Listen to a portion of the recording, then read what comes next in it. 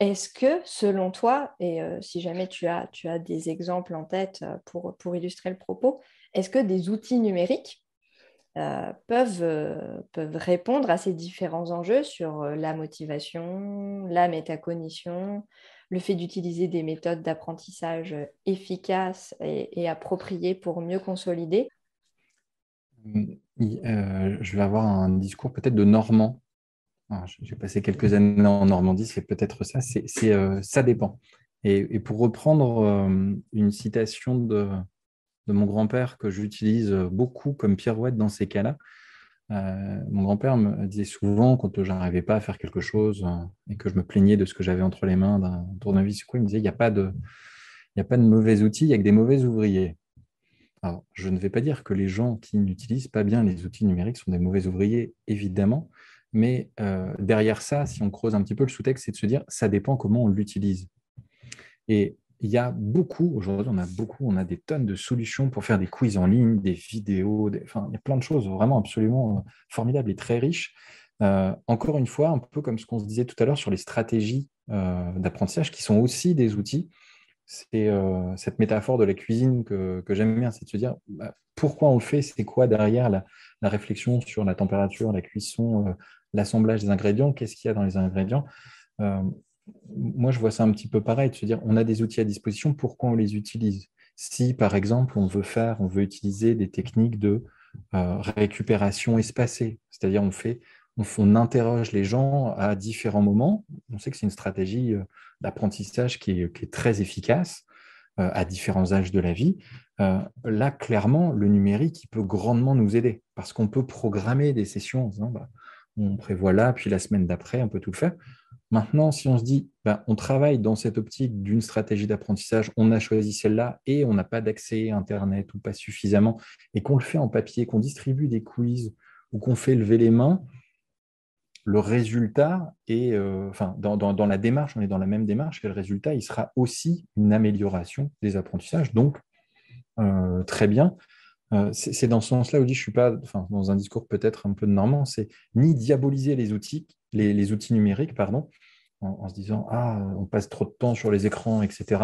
Avec un truc, les écrans, on ne sait pas ce que c'est derrière, c'est une sorte de gros globi-boulga. Et en même temps, pas passer au-delà de l'effet waouh. Ah, on a un nouvel outil, on fait des trucs, c'est super, on fait ça. Oui, c'est très bien. Une anecdote toute personnelle, hein, qui n'a pas de preuve scientifique ici, dans un colloque où il était question de pédagogie, on avait, c'était la mode des clickers à ce moment-là, on avait ces petits boîtiers de réponses comme certains ont dû connaître au moment de l'apprentissage du code de la route.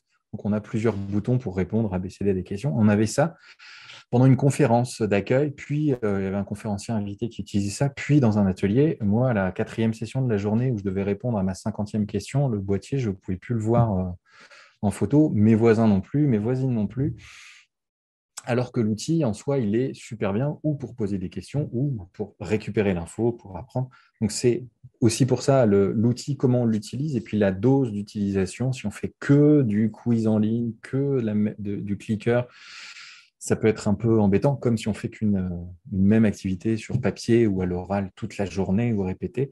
Ça peut être embêtant, donc de varier un petit peu les choses, quitte à l'expliciter aussi, en disant, bah, on varie pour pas trop s'ennuyer, demander, on vient au style d'apprentissage, qu'est-ce que vous préférez? Vous préférez ça? Super, ben on peut le faire à tel moment pour renforcer votre motivation, et on va faire aussi d'autres choses.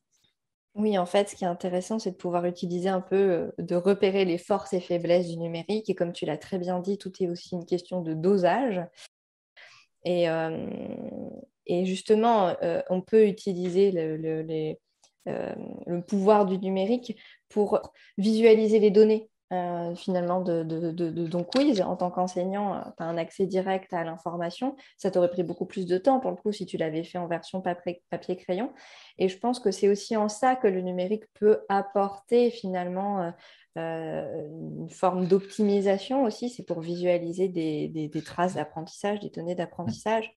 Il y a aussi les contraintes de ce qu'on peut faire. J'ai essayé des quiz en ligne dans un amphi de L1 avec 500 étudiants. On sature très très vite le réseau. Il y a vraiment des possibilités limitées sur le plan de la technique. Et puis, il y a dans ce que tu dis aussi sur les grands nombres, c'est aussi une finesse. C'est-à-dire que si on prend les réponses de chaque personne et qu'on a un suivi, on peut voir qu'il y a des étudiants qui se sont améliorés individuellement. On peut voir ce profil-là, ce qui est un petit peu plus difficile. Alors, quand on a des petits groupes, on les connaît, ça va. Un peu plus difficile, évidemment, sur les grands groupes.